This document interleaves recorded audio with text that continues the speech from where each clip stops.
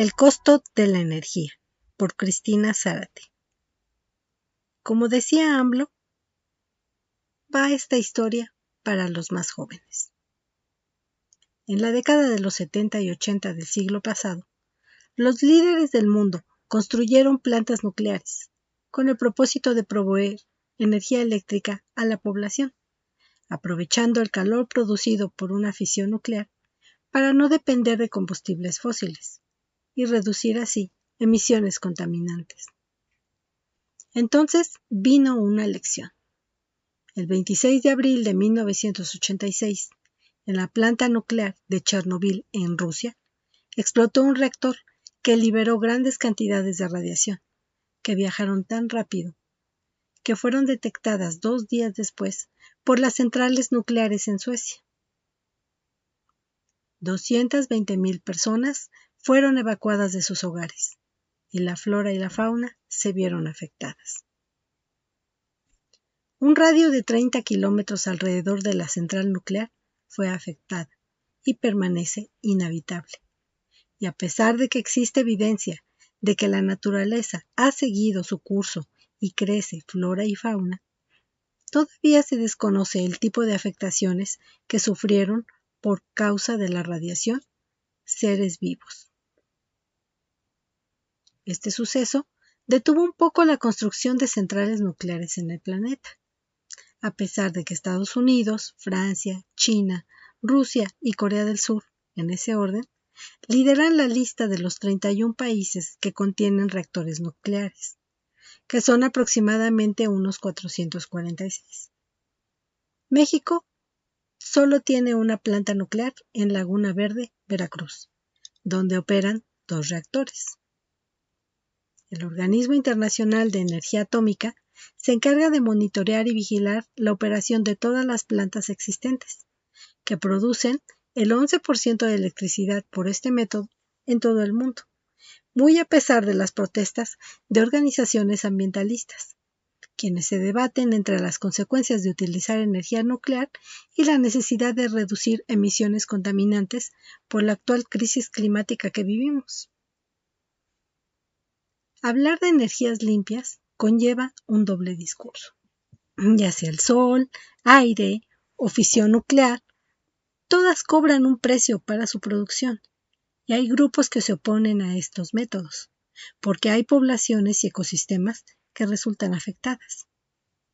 En Andalucía, España, campesinos y pobladores libran una batalla legal en contra del gobierno para evitar la proliferación de macroplantas solares en terrenos agrícolas, ya que transforman el paisaje, acaban con sembradíos e impactan directamente sobre especies endémicas de aves y algunos tipos de murciélagos, que ven afectados sus hábitos de vuelo, anidación y migración.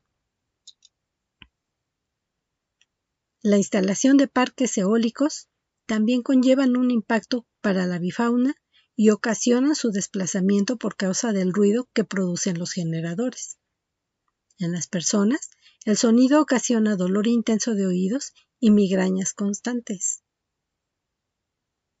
El 9 y 10 de abril, en su conferencia matutina, la presidenta Claudia Sheinbaum mencionó al fracking como una alternativa para obtener gas en México, aun a pesar de que en campaña prometió que no se llevaría a cabo dicha práctica, tal y como ocurrió en el sexenio de su antecesor, Andrés Manuel López Obrador.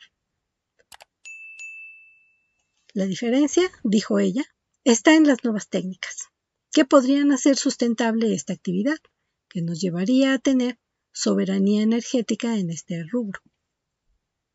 Lo cierto es que ningún método de energía es sustentable, ni amigable con el medio ambiente, y las consecuencias impactan directamente sobre la población y los ecosistemas.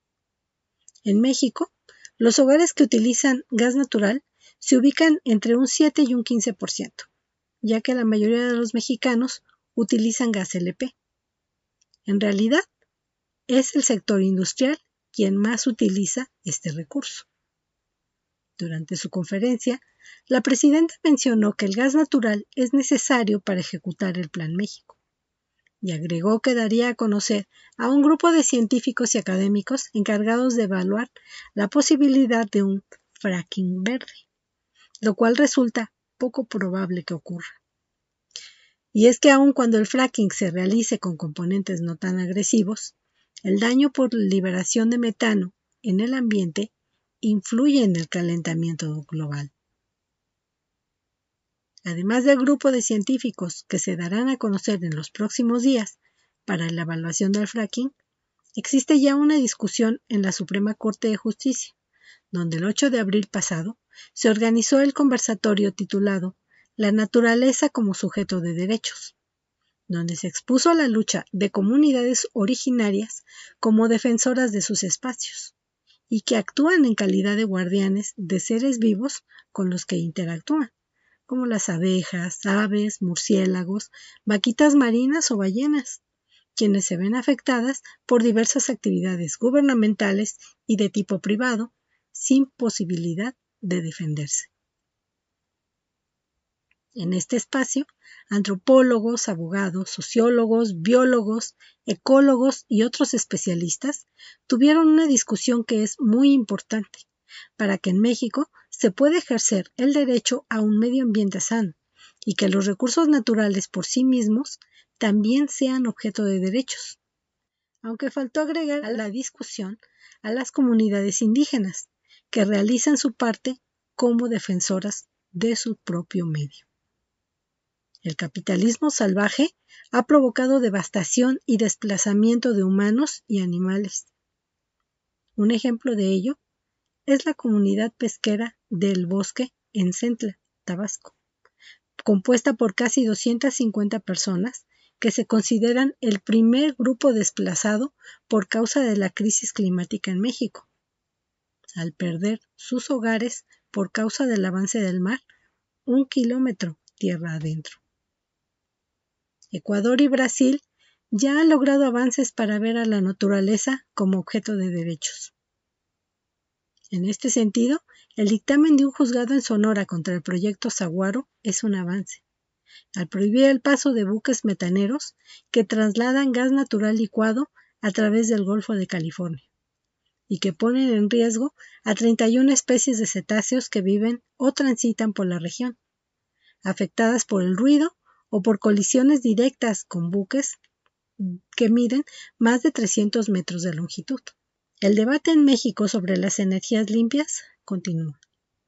Esperemos que las decisiones que se tomen se realicen para beneficio de todos y no solamente de los empresarios.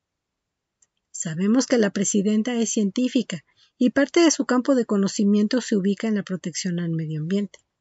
Sin embargo, en estos momentos es política y como lo afirmaba el expresidente Andrés Manuel López Obrador, la política es decidir entre inconvenientes. Que el pueblo dé su opinión y decida con base en el conocimiento de qué tipo de daños colaterales existen y el costo que conlleva la extracción de energía. Gracias por escuchar y los invito a seguir a Vortex en todas sus redes sociales.